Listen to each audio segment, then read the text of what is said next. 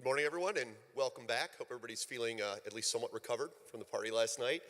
It is my absolute pleasure to introduce the next speaker, who is a speaker in our continuing track of what we've been calling the Make Eve Real segment of speeches that we've had starting at FanFest, which we introduced this year. And for those of you who are part of FanFest, you'll remember we had Chris Lewicki of Planetary Resources, we had Dr. Richard Abusi of Icarus Interstellar, and Michael Lane of Liftport, speakers who are working on making the technologies that we play with in EVE Online and in the EVE universe real today, as opposed to having to wait 20,000 years for them.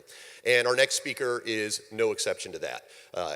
Our speaker is Les Johnson. Les is an award-winning writer and real-life rocket scientist. His most recent book, Going Interstellar, is a collection of short works from award-winning writers on the topic of interstellar travel and explaining the science behind the science fiction. Les also serves as the deputy manager for NASA's Advanced Concepts Office in Huntsville, Alabama, and has been the manager of NASA's interstellar propulsion research. Recently, Les just won NASA's Exceptional Technology Achievement Medal for his work on solar sail technology, and I can't imagine a better speaker to speak with us about Going Interstellar. So please join me in giving a warm welcome to Les. Thank you.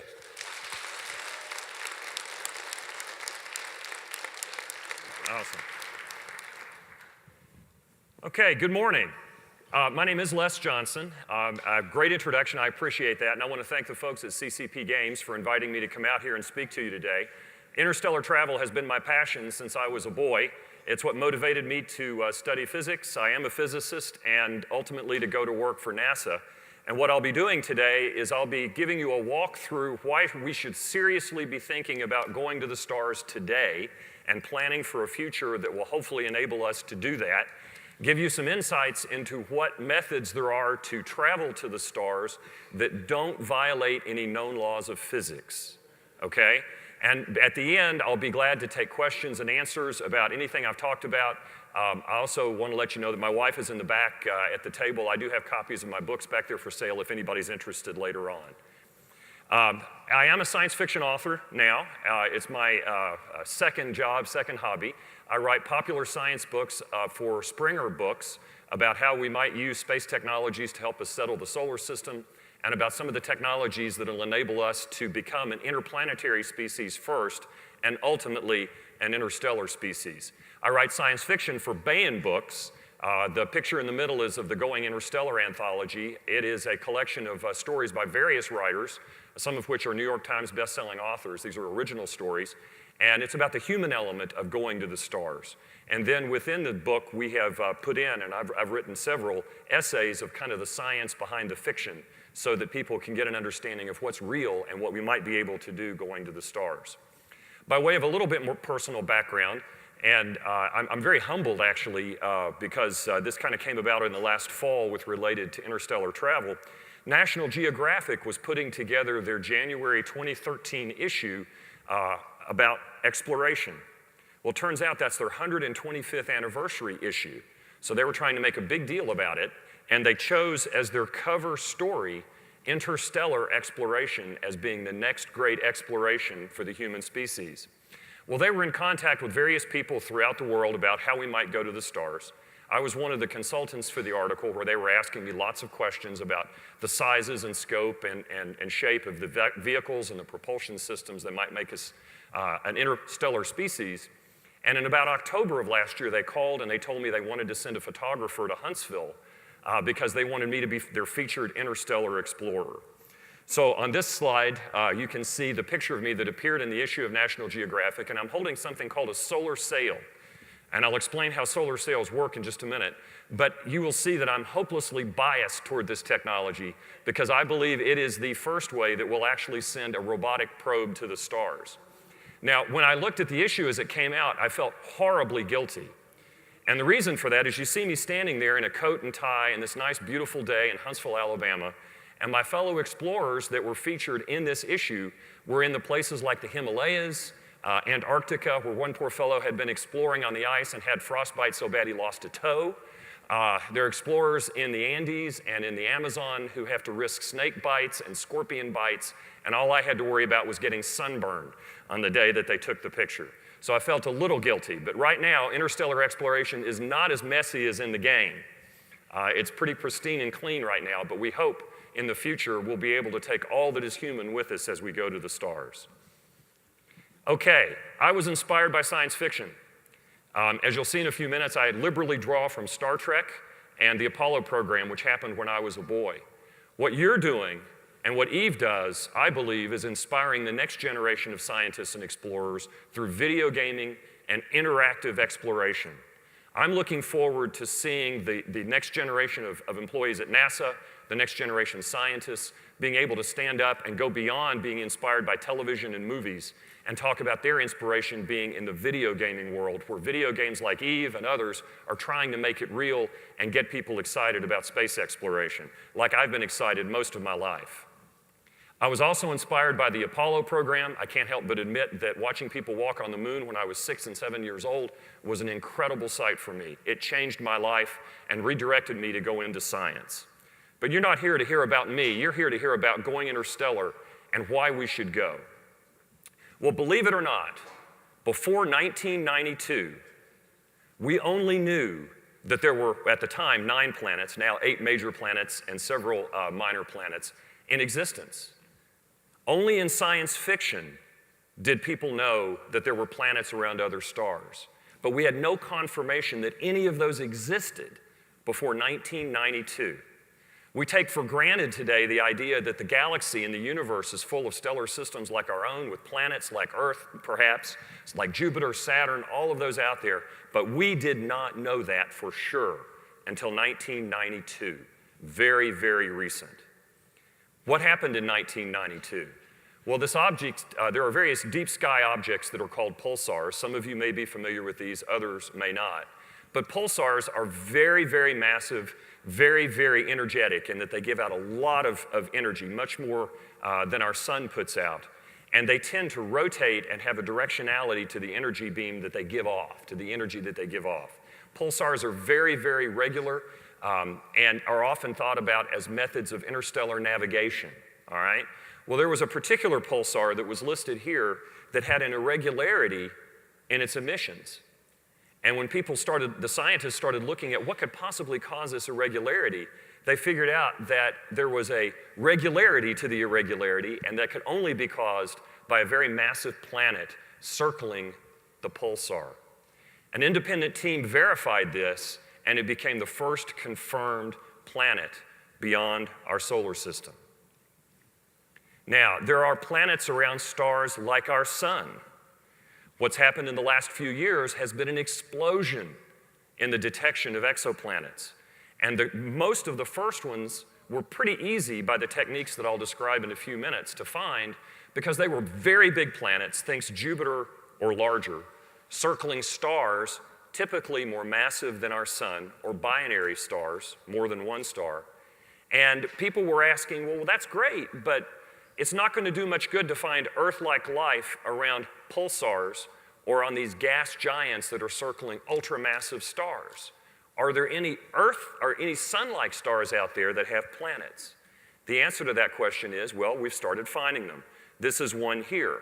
It's 50 light years from Earth, and it was the first sun-like star found to have a planet surrounding it. It's not a very hospitable planet, as you can see here. A 1,200-degree surface temperature would be a bit hot even for Las Vegas. This number is outdated already. I confirmed this morning that the number of known confirmed exoplanets is now just shy of 1,000, 999, okay? Now, this does not include the database of extrasolar planets that has come from the Kepler mission, about which some of you may be familiar. This is a NASA mission that has flown for a few years, that has been looking and scanning a broad region of space, looking for exoplanets, and has detected a couple thousand candidate exoplanets. The reason those are not counted in this number is because for it to be a confirmed exoplanet, it needs to be detected and verified by more than one team. And the Kepler measurements count as one team and one measurement. The catalog of potential exoplanets generated by Kepler needs to be verified by some other technique or another set of data by another team before it can be added to the confirmed list of exoplanets. But considering that we've only been looking seriously looking and having the capability to see since 1992. And the number is a minimum of 1,000, potentially multiple thousands thanks to Kepler. If you look at the picture, you can see that all of those that we found are confined to a very, very small region of our galaxy. This is an artist's concept of what the Milky Way might look like from above. I've always regretted that in my lifetime we won't actually see that, but we do have an idea of what it looks like based on the internal structure. But based on this one set of data from this small sampling of the galaxy, there are an estimated 100 to 400 billion additional planets in our galaxy alone. And the dimension of our galaxy is about 100,000 light years across, and we're only looking in that small region that you see in the picture. Now, how do we find exoplanets? It's not a lot of arm waving. There are various techniques that can be used to find them. One of the most vivid that is used a lot to find them is this something called the Doppler shift. Many of you are probably familiar with this. If you've ever watched a train go by, you hear the Doppler shift audibly of the frequency of the sound coming from an object changing as it approaches you and then recedes from you. It's high-pitched coming in, lower-pitched going away. That's due to the emission or the reflection of sound or the sound coming from the object changing slightly the wavelength, hence the frequency and the pitch with which you hear it. Well, the same thing can be done optically with light waves. So what is measured is if you have a star with a planet around it, we know that from the Earth, our star keeps us in orbit from its gravitational attraction on the Earth. Well, the Earth is also pulling on the sun, only a very, very small amount. And until about the 90s, we didn't have the capability to discern that variation in pull on a star from a planet orbiting it. But in the 90s and early 2000s, our instruments in space and on the ground were getting sensitive enough that we could actually see by the Doppler shift of the light coming out from a star, the pull that a planet has on a star, causing it to wobble as the planet orbits the star. And that's one of the techniques for detecting exoplanets. There are other ways to detect exoplanets. Another method is the transit method. Well, for right now, you're basically in the dark for me because these lights are in my eyes, right? So if you go out on a dark night, turn on the headlights of your car, and you're looking at that, that's about what it's like for our telescopes to look at a star. Now imagine a mosquito flies in front of your headlight. Your eyes can't see that mosquito flying in front of the light, but logic tells you that little teeny tiny mosquito is blocking a small fraction of that light coming from the headlight. Well, until recently, we didn't have instruments that were sensitive enough to see that drop in brightness from a star. So instead of a headlight, you have a star, and if there's a planet that's in the same plane in which we're looking at that star, and a planet passes in front of it, that star will get slightly more dim. And if that happens on a regular basis, you know that something's orbiting it with an orbital period, and you can figure out how far away that something is, which is a planet, and about how much it weighs. So that is the transit method, and that's the method by which the Kepler has found potentially thousands of exoplanets. So these are two techniques that you can verify that they exist. There are others, but I won't go into them here. They're a lot more complicated, and it's certainly not my field of direct expertise, but it is something that is a wonderful way to build that catalog of destinations that we might want to go to. Well, 50 light years is interesting, Les. We've got a sun-like star out there that has a planet, but is there anything close? Well, the answer is yeah. It's confirmed that around one of the three stars that make up the Alpha Centauri system, there is a known planet around one of the stars that's known as Alpha Centauri b. The large b refers to the second star in the Alpha Centauri three-star system. The lowercase b is the designation for the planet, and it is the nearest known extrasolar planet. It is not a nice place to be, as you can see here. Another very hot, very rapidly flying around its star planet, but certainly interesting to go look at. You can see here there's something called the Earth Similarity Index.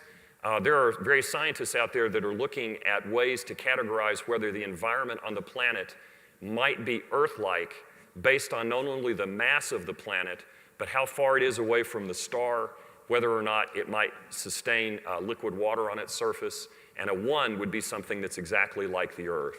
So this planet scores very poorly. But if you go on the internet to the reference that I have at the bottom of the page, you can find the list of these extrasolar planets and habitability index in terms of which ones are similar or perhaps similar to our own planet. Which brings us to the subject, the real subject of this talk. This is great. The planets are out there. How do we go? I wish I could say we could generate a wormhole and be there right away. There's a lot of question as to whether wormholes really can exist, and if they do, can they really practically be used for anything? But there are ways within known physics that will enable us to go from here to there. But in order to do that, we have to think differently. We have to start thinking big, and I mean really big. I was, yesterday, took a break from the conference here and went out to Hoover Dam. Show of hands. Anybody been to the Hoover Dam tour where they take you down into the tour? See lots of hands. My wife asked a question that I wish I had asked, is how long does this dam going to last before it needs major maintenance? This dam was built in the 1930s, but the design life of the dam, not the power system, but of the dam itself, is 2,000 years. Okay? So they designed that thing to, without any major maintenance, to be able to stand there for 2,000 years. Okay? That's foresight. That's engineering planning. That's something we shouldn't be afraid of today in planning for our future. We need to have that foresight if we're ever going to go to the stars. Let me give a tutorial about the distances involved. Now, we think about light years, and we know that that's the distance that light travels in a year, traveling at 186,000 miles per second. But let's bring that a little closer to home and put this on a scale that we can really at least try to imagine. The scale I'm going to create for you is a modification of one that astronomers use called the astronomical unit. The distances are so vast in the solar system and in deep space that to think about multiples of 93 million miles, which is the Earth-Sun distance, basically are incomprehensible. I don't know about you, I cannot put my arms around how far away the sun is. 93 million miles. What does that mean? Okay, I have no experience base to work from. So let's create a system of units where that 93 million miles is called one astronomical unit. And then we'll measure the distances to the planets and perhaps the stars using multiples of 93 million miles to see how far they are away. Well, I'm going to shrink that even further. I'm going to say, let's imagine that this 93 million miles, this one astronomical unit, is actually 1 foot. My foot's about 1 foot long, so that gives you the sense of scale. And on that scale, from where I'm standing, Earth is about right here. Now Mars, which we send rovers to, and which we have to have an opportunity to get there with our rockets about every 2 years, is only another 6 inches out on that scale. All right? So that gives you a perspective on the solar system. Let's go a little farther into the solar system. Let's go to Neptune. Neptune, now that Pluto's been demoted, is the furthest planet. On this scale, Neptune, since it's a slightly elliptical, not a perfectly circular orbit, is about 30 feet out. That's about the second row of tables from where I'm standing if I'm the sun. On the scale of astronomical units and feet, that's about how far away the edge of the planets in our solar system are. On this scale, how far away is Alpha Centauri? About 51 miles in that direction to the nearest star. 271,000 astronomical units, or in the scale I just described, 271,000 feet away. It's about 4 light years. The scale I've got here, since I live in Huntsville, Alabama, and I give this talk more locally, I should have customized this for Las Vegas. You'd be out in the desert somewhere, hopefully with water. So this is a huge distance, and that's to the nearest star, the closest star. This is a map of nearby space. It shows that there are lots of stars within a few tens of light years. Got to think three-dimensionally. They're not all in the ecliptic plane of the galaxy.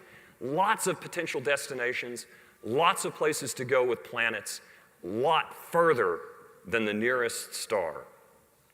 So, how do we get there? Well, today you may have heard in the news, I've heard it off and on when there's been confirmations that the Voyager probe, one of the two, has actually left the solar system. Well, Voyager, which was one of the fastest spacecraft we've ever launched, not the fastest, is traveling, launched with rockets using planetary gravity assist to speed it up. It's traveling on its way into interstellar space. It's not pointed at Alpha Centauri, but if it were, it would get there in about 74,000 years. Okay? Clearly, the rockets we have today are not going to take us to the stars. Now, this is where I talk a little bit about my NASA background, and I have to mention that I'm not here representing NASA today. I should have said that at the very beginning of the talk. Not that I'm saying anything NASA would be ashamed of or afraid of, but because I'm here as an individual, I'm speaking as an author and as a scientist and as a fan of all things science fiction, and I'm not giving official opinions from NASA. But I will delve back into my little bit of my career at NASA to mention that in the early 2000s, I was the manager for a project that lasted about 2 years called the Interstellar Propulsion Research Project. My book publisher has told me that is the coolest job title on the planet. And I have to agree with her. I really enjoyed that job. And in that job, I was set to support a team that was NASA-wide where we had been challenged to send a probe into deep interstellar space faster than anything we've ever done before. The goal was to send a probe out to 200 astronomical units, or to 200 to 250 astronomical units into interstellar space, and to have it get there within 20 years of launch. Now, you'll notice Voyager was launched in 1977, and it's out around 125 AU right now. That's a lot longer than 20 years, and that's with chemical rockets. So our challenge was, how do you do this? So I was responsible, the easy job, right? Come up with a propulsion system to let us do this. So the first thing I did is I went to the scientists and I said, why do you want 20 years? What's the magic number for 20? And they said, Les, think of it this way. By the time you're a scientist and have your advanced degree, 7 years after college, to get your PhD in physics or another scientific field, then you get into your field and earn your credibility in order to be a principal investigator or a lead scientist for a deep space mission. You're at least going to be in your 40s or early 50s before you have the creds to take on a multi-hundred-million-dollar mission to go somewhere. The answer was, we want to get the data back before we're dead. And you've got to figure out how to get the probe out there fast enough so that I can see the data before I'm dead, and maybe my graduate students can work on it as a part of their PhD programs when they're out doing their own mentoring of students. So that was the challenge. So what we did is we looked at all the available systems that we had today and that were evolving to the future, and we came up with 3 candidates that might enable us to do this. One was a very complex series of planetary gravity assists with a part in the non-technical term, a big honking rocket, and lots of upper stages. Didn't work out well. We couldn't get below about 30 to 35 years. Another was to launch something called a nuclear electric propulsion system. Now that would use, instead of chemical rockets, it would be using, accelerating your propellant using electric and magnetic fields. Remember, a rocket is just something that where you throw a mass this way, the spaceship moves this way. A conventional rocket, you have the hot propellant that goes in this direction. It has a momentum. Newton's law says that this momentum is conserved, so the rocket moves this direction. So the faster you throw it overboard, the more massive your propellant, the bigger kick your rocket gets.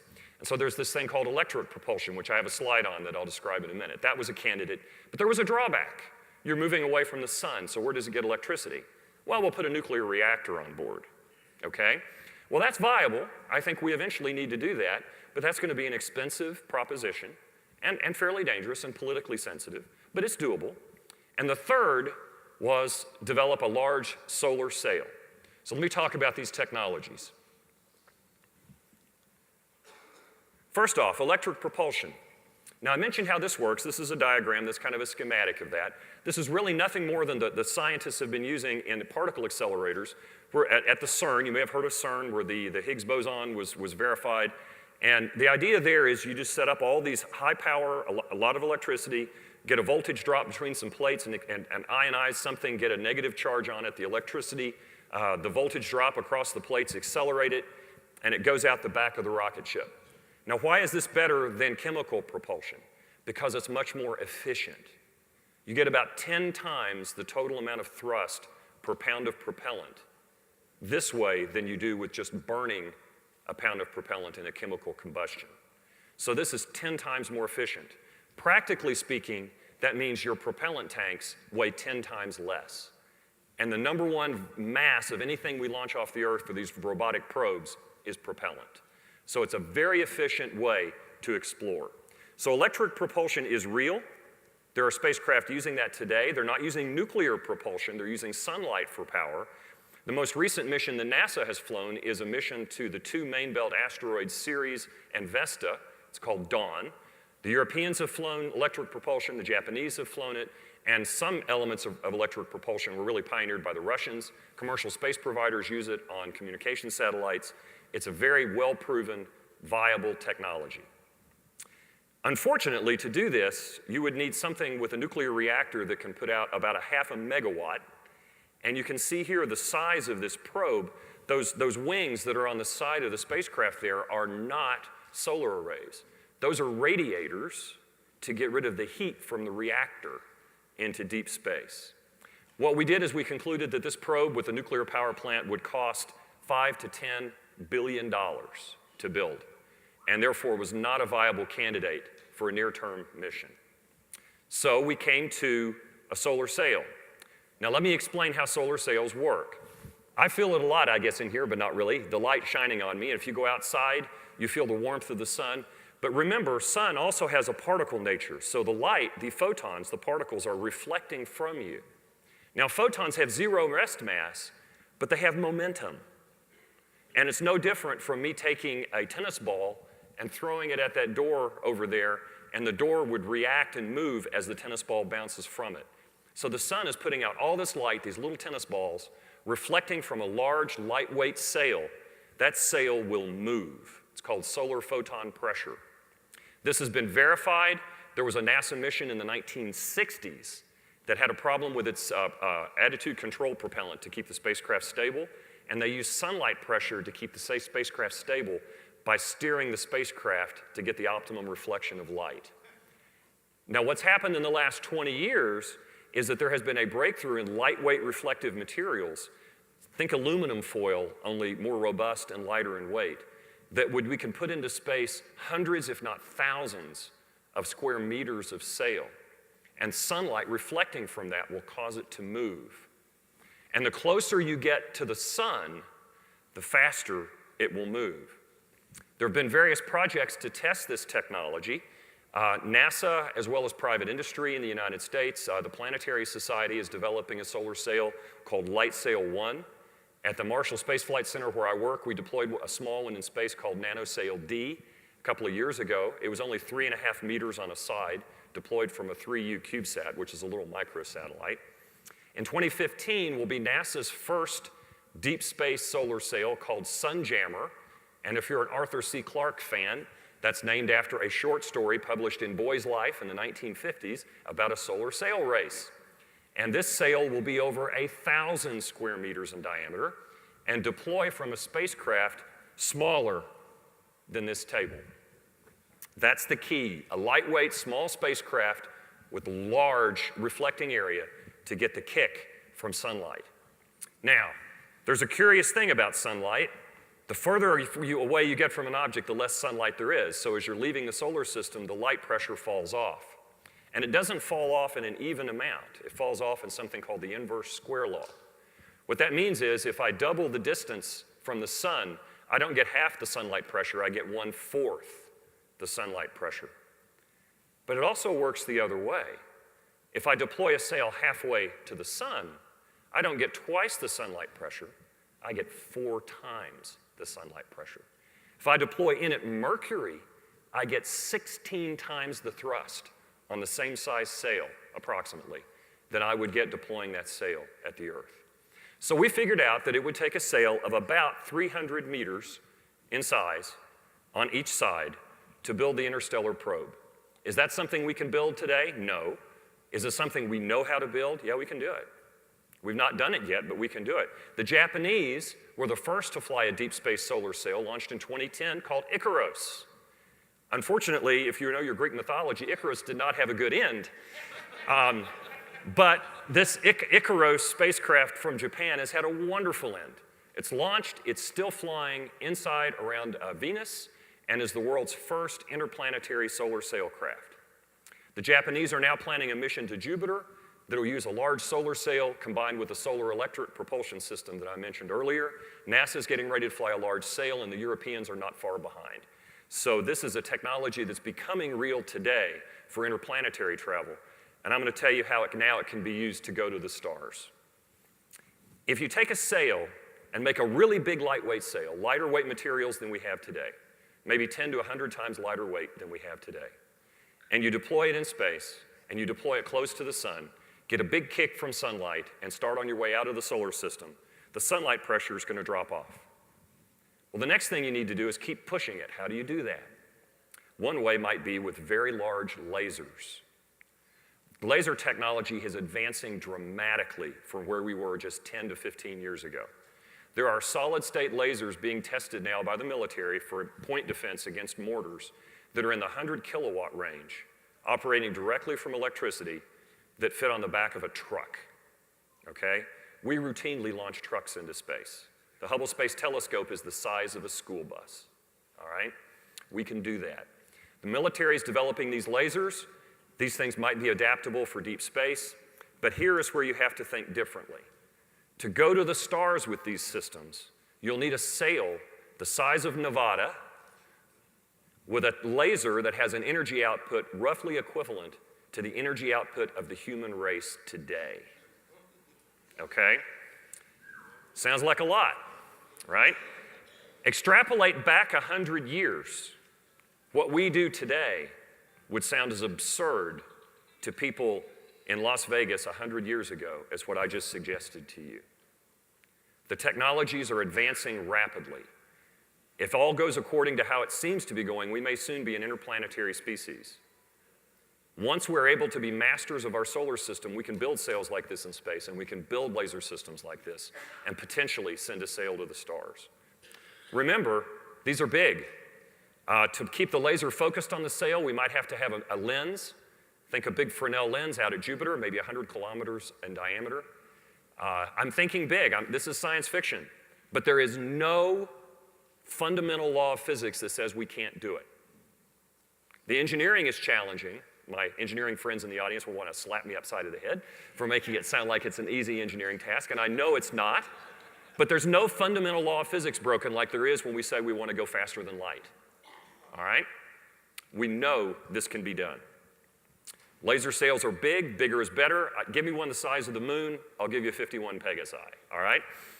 So, what about more realistic, Les? What about near term? Well, I was interviewed for a program that aired on National Geographic Channel, and it was called Evacuate Earth. I don't know if anybody saw that or not. But the premise was that there was something called a magnetar that was on its way into the solar system. We had 75 years before all the planets of the solar system were knocked off their orbits, and that was the end of humanity. So the question was asked, what the heck do we do about it? My answer was immediate: Project Orion. Now, Project Orion was something that was actually briefly considered as a propulsion system for deep space. There were non-nuclear tests conducted of it here in Nevada. Okay? The idea is this, and I'm going to be kind of absurd here in the scale, but stick with me. Take an aircraft carrier, something you might have the size of an Eve, put underneath it big steel plates, size of this room or larger, with huge shock absorbers, and start detonating small hydrogen bombs underneath it. Okay? When that bomb goes off, it's going to ablate away part of that plate, and it's going to give this ship a pulse. Now start setting off these pulses every 3 seconds. You will lift your aircraft carrier into space, make waste of the Southwest United States, and be on your way to the stars. An Orion starship of about 400,000 tons, with one bomb going off behind it every 3 seconds, would accelerate at about 1 G, get up to 3% the speed of the light, and make it to Alpha Centauri in 140 years. Okay? You trash the planet in the process, so I'm not advocating we do this, but if we're desperate and there's a magnetar about to wipe out the human race, I would put it on the table.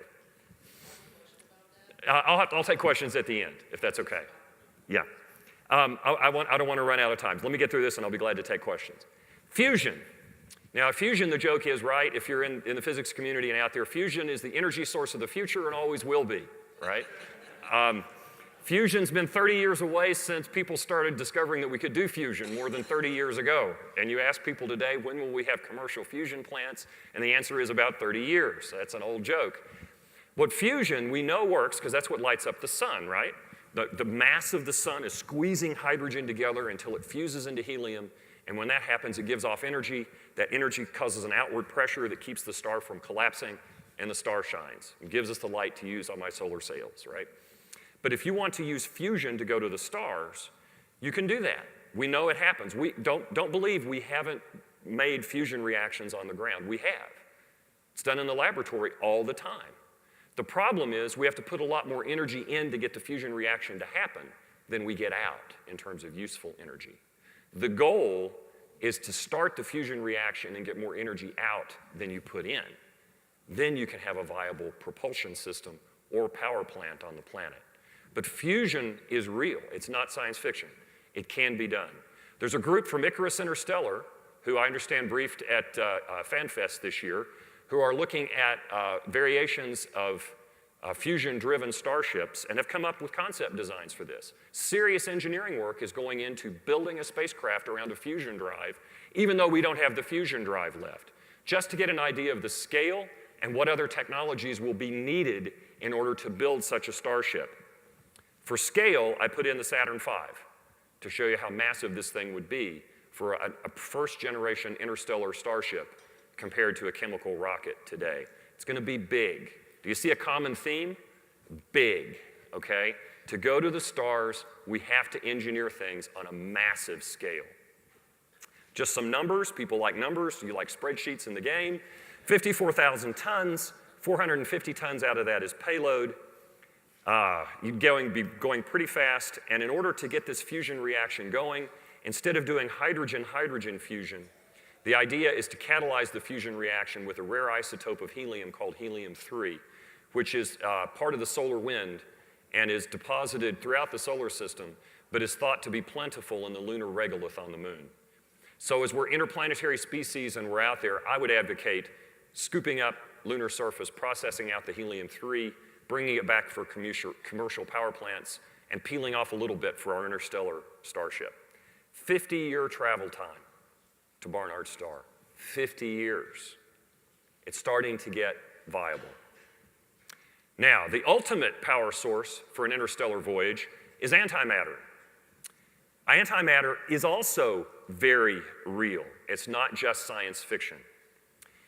In the universe around us, almost all of the universe around us is normal matter. Protons, neutrons, electrons, all the subatomic particles that make that up. But we detect in cosmic rays and have created in the laboratory antimatter. Think a proton that has all the characteristics of a proton, except instead of a positive charge, it's a negative charge, and it has an opposite spin state, which we won't worry about. The most obvious difference is the charge. There are positrons, which are electrons, that instead of a negative charge have a positive charge, the same kind of thing. And when a proton and an antiproton come together, they annihilate and essentially do what happens in a particle accelerator. They release energy. And it's the most efficient conversion of matter into energy, thanks to Einstein's E = mc squared, that we know. It's an awesome power source. Unfortunately, it could also be an awesome bomb, okay? Now, if you have an antimatter-driven starship, you would have a reaction chamber that looks something like this, where you store the antimatter in a vacuum, so there's no matter for it to run into.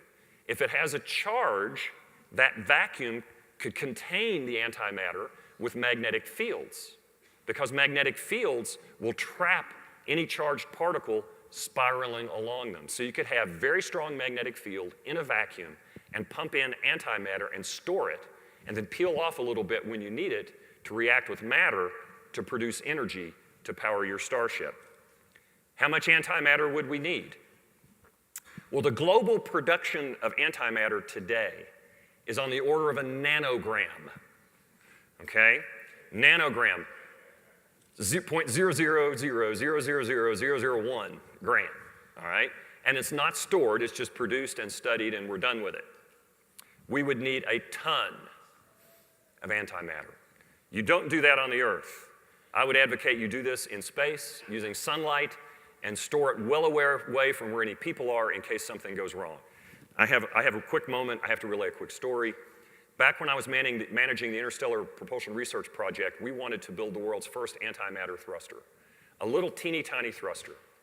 The goal was to peel off some antimatter from the Fermilab particle accelerator up in Illinois, put it in a vacuum chamber with magnetic field on the back of a truck, bring it to Huntsville, put it in a reaction chamber, and do that.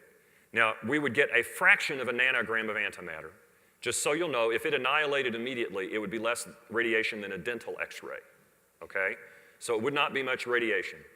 And the idea was to bring it back and actually demonstrate that this could be used as a thruster. Neat little fundamental science experiment. When the team of engineers went to talk to the folks that have to authorize the interstate transfer of radioactive materials, you have to get approval to do that, they were telling them a little bit about the experiment, and the people at the Interstate Commerce Commission, I believe that's who it were, looked up in their manual and they had an existing specification for transporting antimatter across state lines. Okay? Now, we have no idea why that was already there, but I would suspect it was a byproduct of the early Cold War, and people may have been thinking about antimatter weapons, okay? So, this test was never performed. Unfortunately, no one's done that yet. So, to get close to the end and so that I have time to take questions, the message to you today is, we know that the galaxy is full of planets. There are lots of destinations out there. It's not going to be impossible for us to go to those planets, okay? There are ways within the known laws of physics, and I'm very careful when I say that because I'm hoping there are parts of physics that we don't know that'll let us have that warp drive, but as of yet, that's not within the realm of known science. It's speculative science at this point, but with what we know, it's not impossible to go to the stars. We just have to think really, really big, and we have to think long term, something we're not used to doing. We have to think like those engineers that designed the Hoover Dam to have this thing be possibly generating power in 2,000 years from today. Are we up to that challenge? And that's, to conclude, almost conclude, I want to mention this is the kind of stuff that goes into my books. I am a huge advocate of getting the general public, non-technical public, more engaged in why we should explore space and the benefits from that. I've written several nonfiction books about using resources of the solar system to support sustained human exploration. That's the living off the land in space. One that I'm very, very passionate about is my book, Paradise Regained, which is a very near-term answer of how we could use space technology to generate power from space here on the ground and relieve some of our environmental and energy concerns by doing things like mining the asteroids, which I think some of you heard about at FanFest. And that is no longer in the realm of science fiction. That is very possibly going to happen very soon in our lifetimes. The Going Interstellar anthology has some stories about interstellar travel, and I'm always real pleased to take I took this screenshot because for a while the anthology was actually #1 in the short story category on Amazon.com. You can bet I quickly figured out how to do a screenshot on my computer when I saw that, because that's the best one any of the books that I've have done. Being above a Star Wars collection felt pretty good. These are some reviews for the magazine, and I'll be glad to stop and take questions now if anybody has any questions.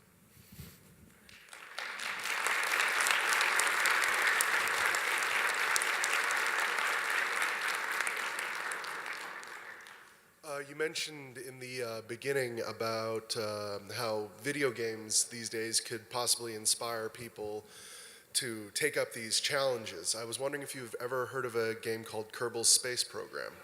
Yes, I have. Yeah, I have. It's an excellent game. Yeah. I heard a little bit more about it yesterday, and as I went back to the website last night, I realized I had seen that several months, if not a year ago, and it's pretty awesome. My generation were inspired by Apollo and TV. And then there was a generation that came after that was Star Wars and the movies and the great special effects. But the next generation of kids who are going to do what I'm doing are going to be inspired by gaming. I believe that, and we've got to reach those kids. Got to reach them. You know, as much as I love Eve, it does very much oversimplify space exploration, and I really didn't understand that until I played Kerbal Space Program and blew up I don't even know how many rockets before getting off the pad, much less the mun. They did call it rocket science, right? The Yes, sir. Orion project that you were showing, you're talking about a nuke every 3 seconds. Yes. For how long is that going on? Well, it's going on for a long time. Because the perpetual motion. Yeah, law, not that long, days, weeks, That's what I was depending asking. on the destination. Yeah, 'Cause it's not going to go on for the whole truthfully, you would duration. have to have such a buffer barrier between the ship and the nukes. Yeah, actually, there were complete design studies done in the 50s and 60s for an interplanetary ship that Freeman Dyson and the folks who were pioneering this really believed might be flying by now. Okay? What about- So this would be the kind of ship that would enable us to have reasonable trip times to the main belt asteroids and perhaps to the moons of Jupiter would be used with an Orion. Now, obviously, the reason that went away is because, you know, detonating nuclear weapons in the atmosphere is not a good thing, okay? And people have asked me, what about just doing this in space once you get away from the Earth? And that's a good question because we can't pollute space. The sun puts out more radiation than we would ever be possible for us to do. The problem is the mass of the spacecraft would have to be lifted to space first. And the hardest problem of getting any spacecraft going is that first 300 miles. As an expert in in-space propulsion, meaning I don't do rockets from Earth to space, I take it from that point. I often tell my colleagues they've got it easy. They just have the first 300 miles. I've got the next billion, okay? But that next billion is actually easier than that first 300. Well, yeah, my thought process on that is instead of going to the asteroids, have the asteroids come to us with the nukes. Well, there is some thought, you know, if you want to divert an asteroid, that would be something you could consider. I, for one, would want us to learn how to do this really, really well before we start diverting big rocks toward the planet. Obviously, but yeah. Okay. I mean, it's a good idea, but I want to get better at doing it first. Yeah. So I'm glad you mentioned the first 300 miles as being hard because the other side of that problem is also a big problem, the last 300 miles, right? And, you know, talking about solar sail technology, one of the great parts about solar sail technology is the fact that it gets you going at the beginning, but as you get close to another star, it also decelerates you. So It can help you decelerate. You don't have to bring propellant with you necessarily to decelerate the ship as well, because you'd hate to be that fly, right, to hit the really big windshield. That would not be bad. That would not be good. No, that's right. And with these technologies, you know, you don't want to forget whatever accelerates has to decelerate. That's right. And solar sails give you that option. There are other ways you might be able to do it also. Sure. So yeah, pretty good. Well, looks like that might be the last question. They're getting ready to pull me off with the shepherd's crook. Thank you very much. And if you're interested, I'll be in the back. And if you want books, I'll be glad to sign them. Thank you.